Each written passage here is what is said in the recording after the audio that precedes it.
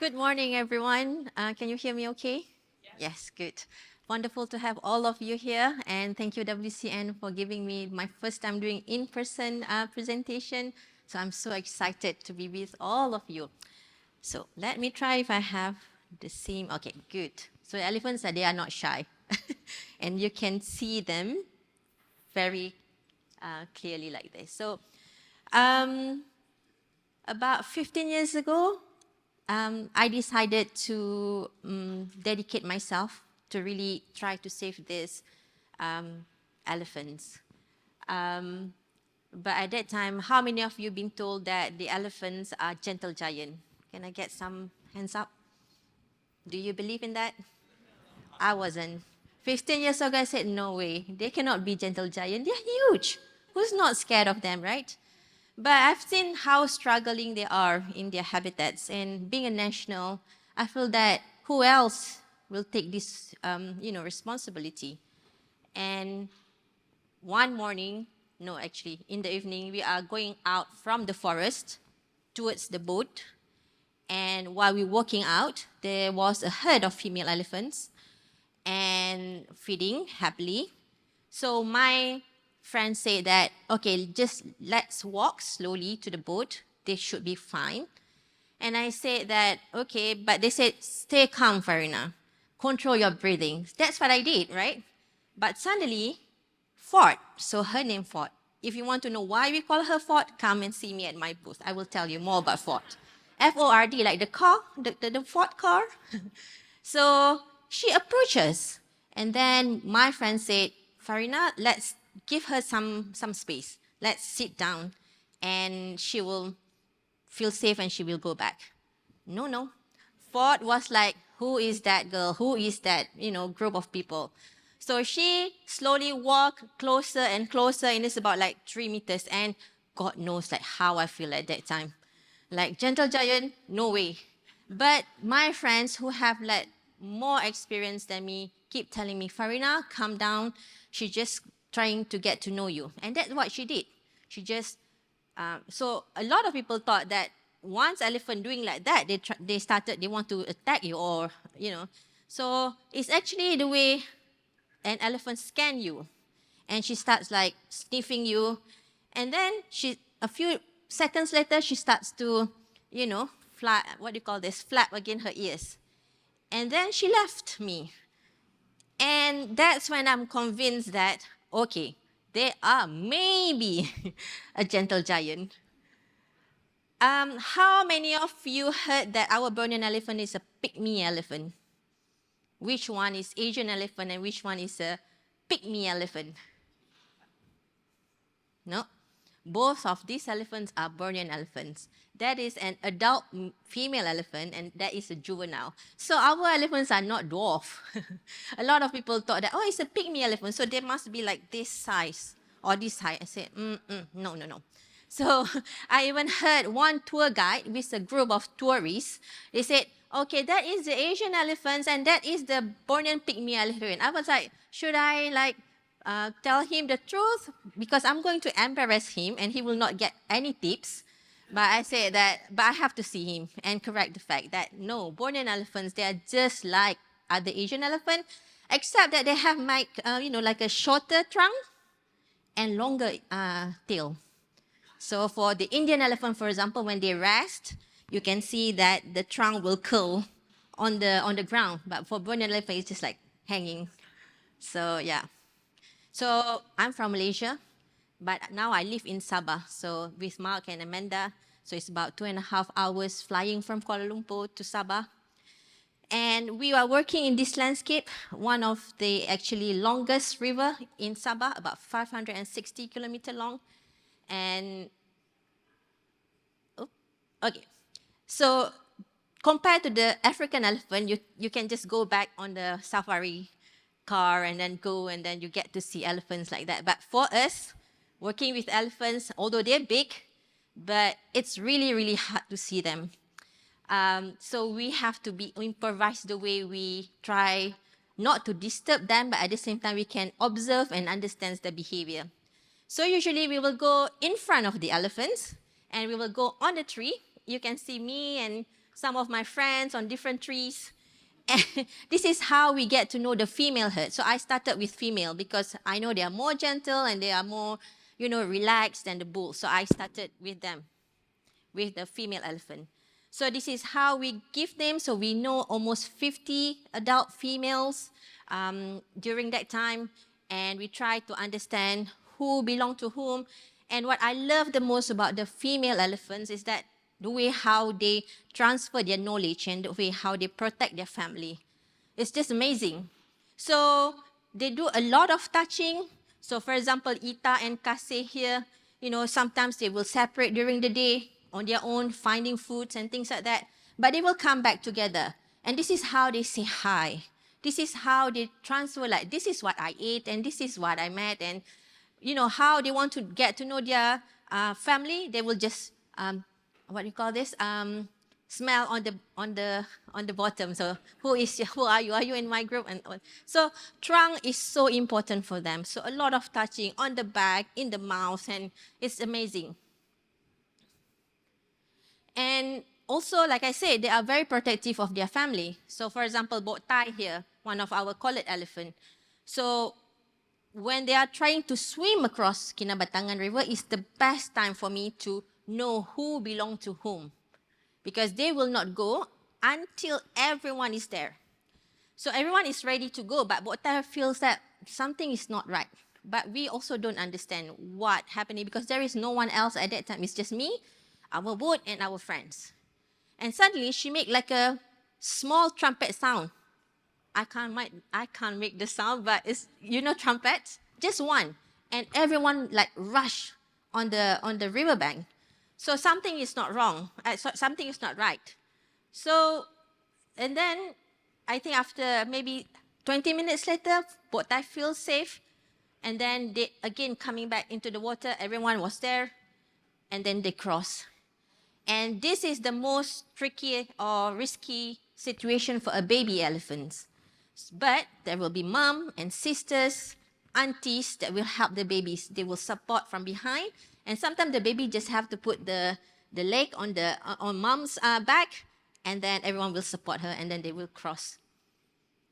So not many people know as well, Borneo is the third largest island in the world. But what is interesting is that the elephants are only living on the northern part of this island, which is only in Sabah. There are some elephants going into Kalimantan, but it's still Sabahan. They're just going for a holiday or travel a bit into Kalimantan, and they come back.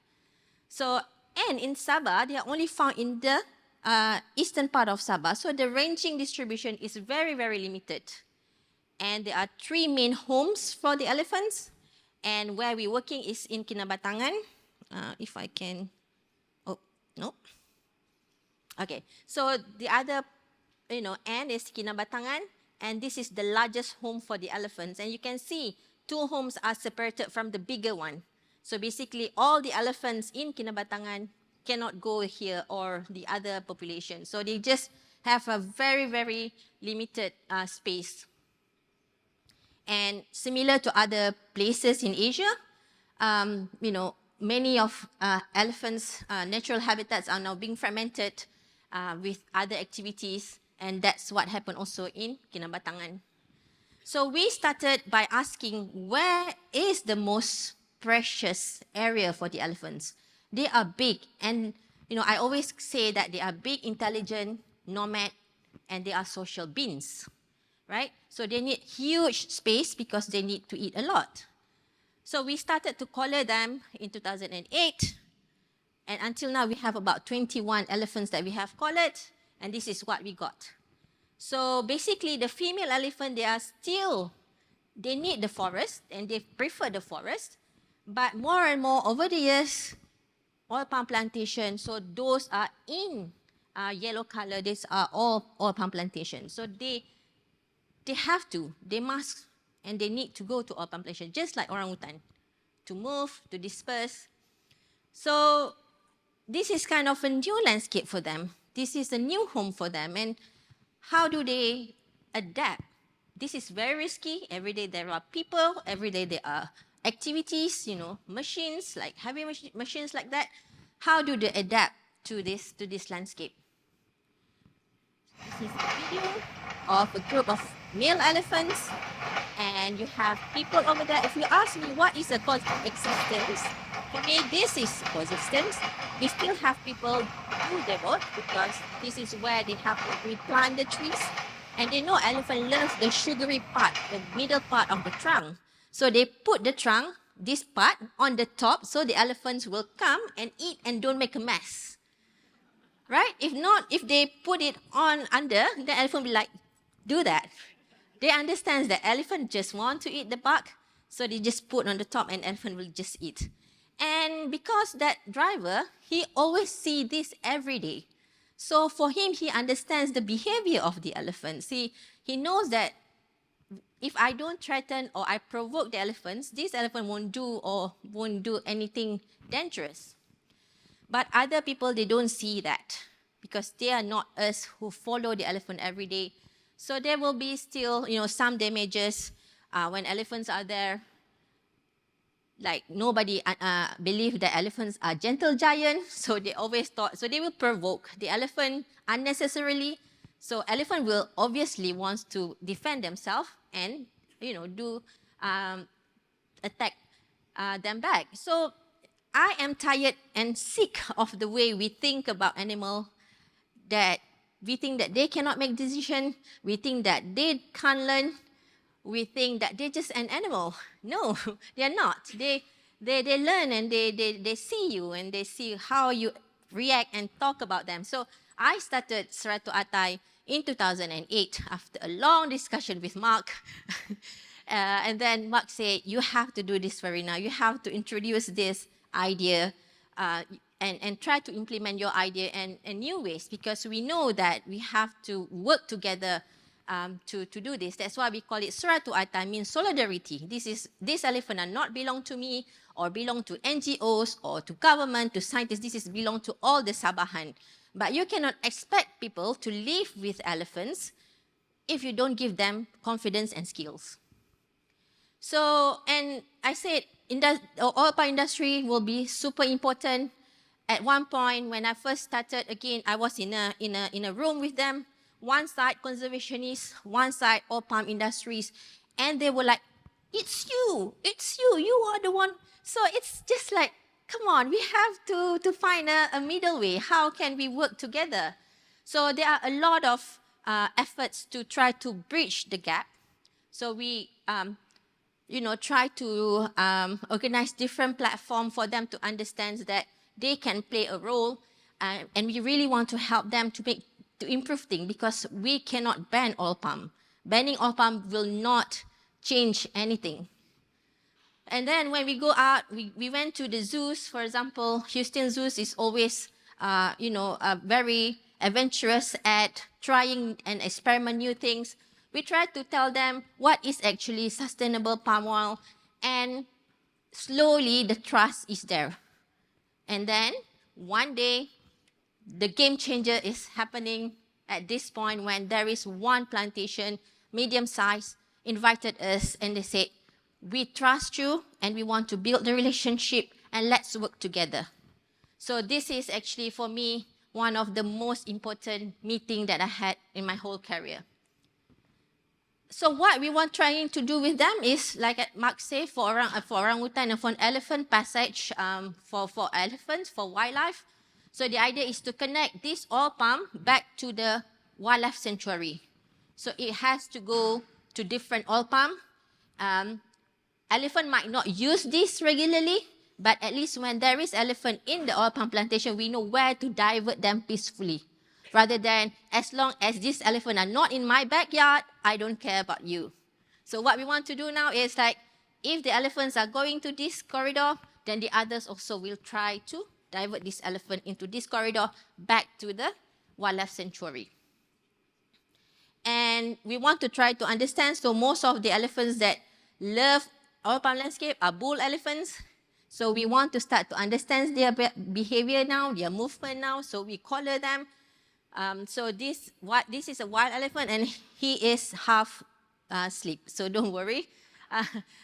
So the sticks are actually just to balance the body. So So he's safe.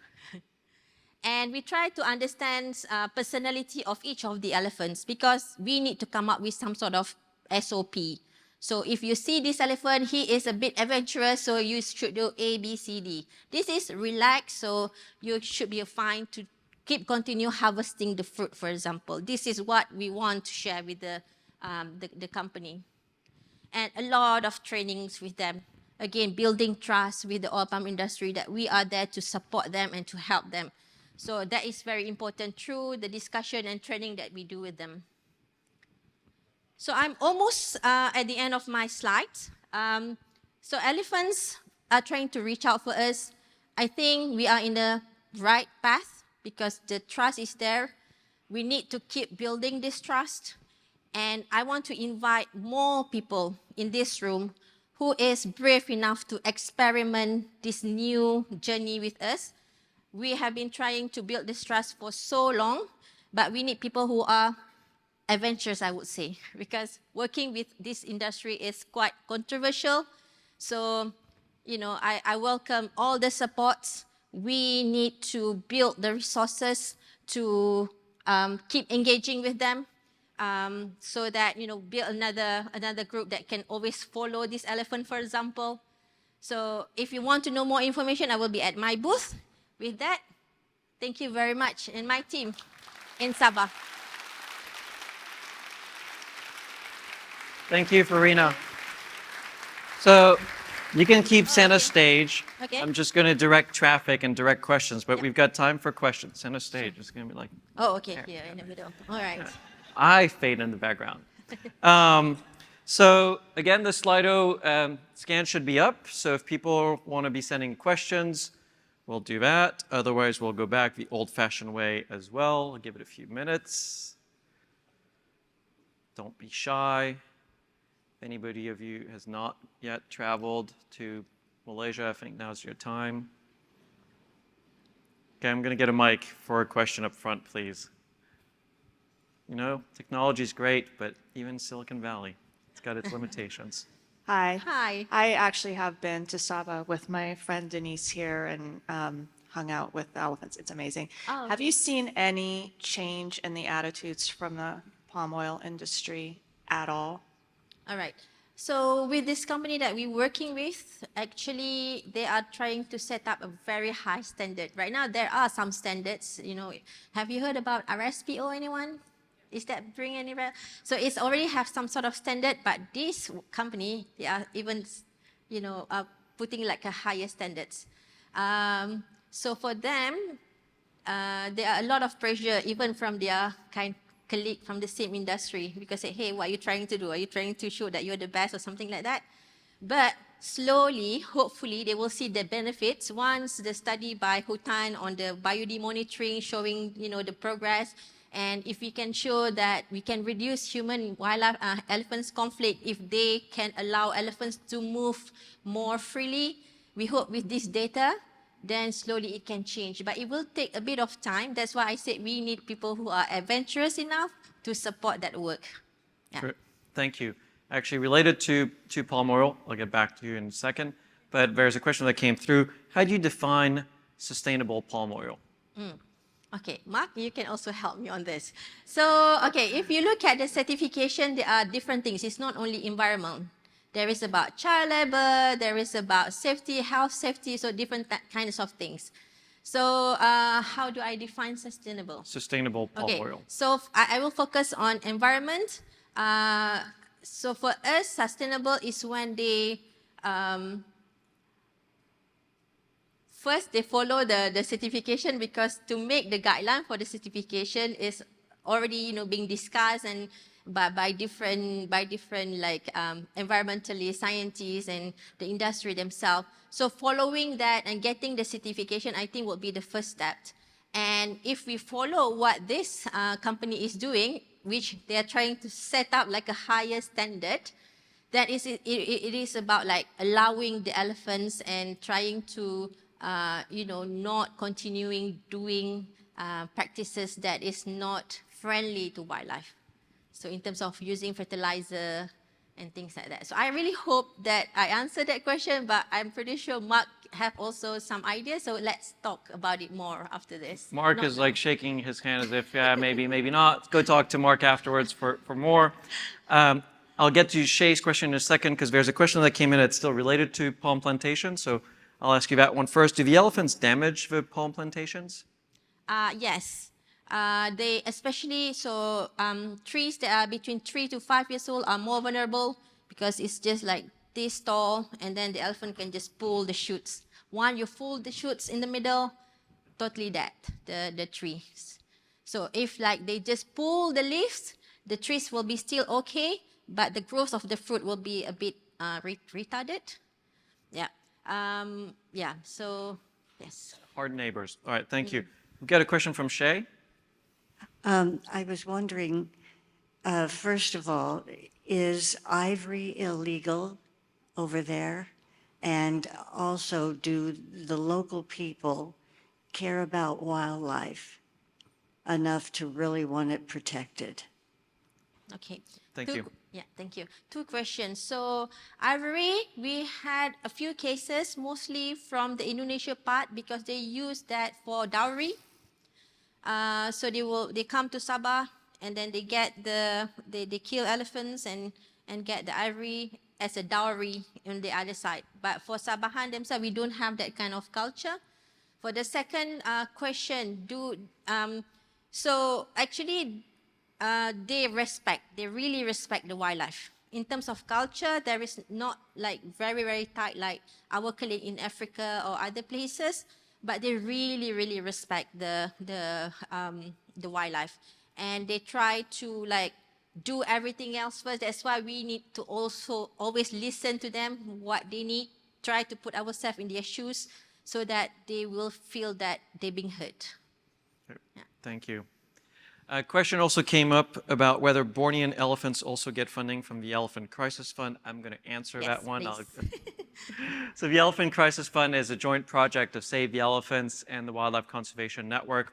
Our priority has really been to be safeguarding the populations of elephants across Africa. We've had a few random projects with Asian elephants, but they've really been pilot. So by and large, no, Seratu Aatai does not get any funding from the Elephant Crisis Fund. We'd love to have enough funding through the Elephant Crisis Fund itself to be able to expand that. That's not currently the case, but we really strongly encourage everybody to support the efforts of Seratu Aatai. You can go to our page, donate directly to them, but if you want to support their work, don't do it through the Elephant Crisis Fund. If you want to support elephant work in Africa, the ECF and Save the Elephants are proper venues.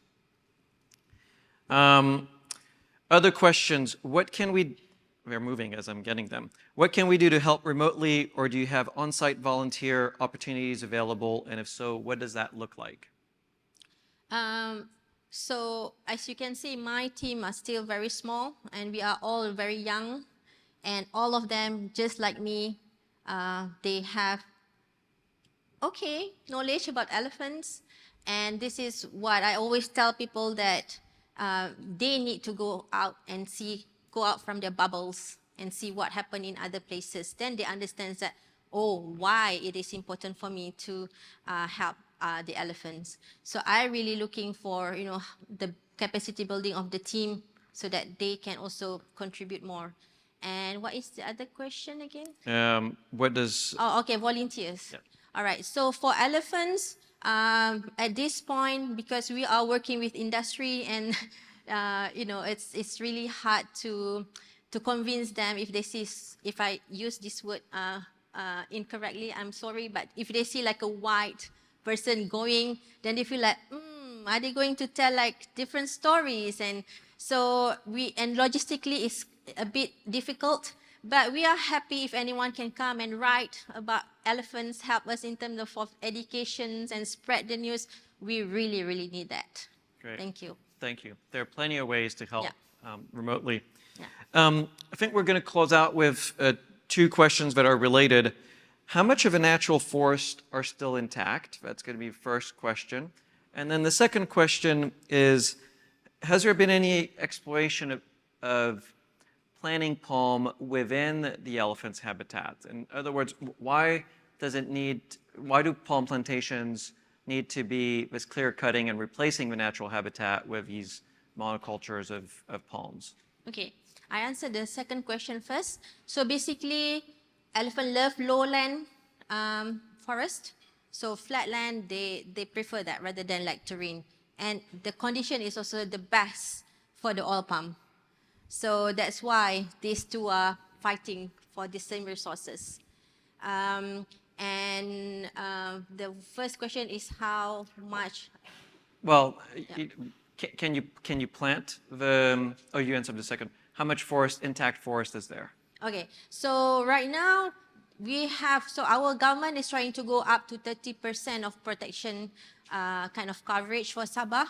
I think we are almost there, although there are a bit of controversy. We can talk about it again later at the booth because it will be a long answer. But to make it short, Sabah is one of the best kind of, we still have a large coverage. And, you know, it might be not favorable for elephants, but still, and we have like a large tract of what we call it as heart of Borneo. So like a continuous forest in the middle of Borneo Island in 3 different countries. And I'm still hopeful that we're going to fight to keep this there forever. Great. Thank you so much, you. Farina.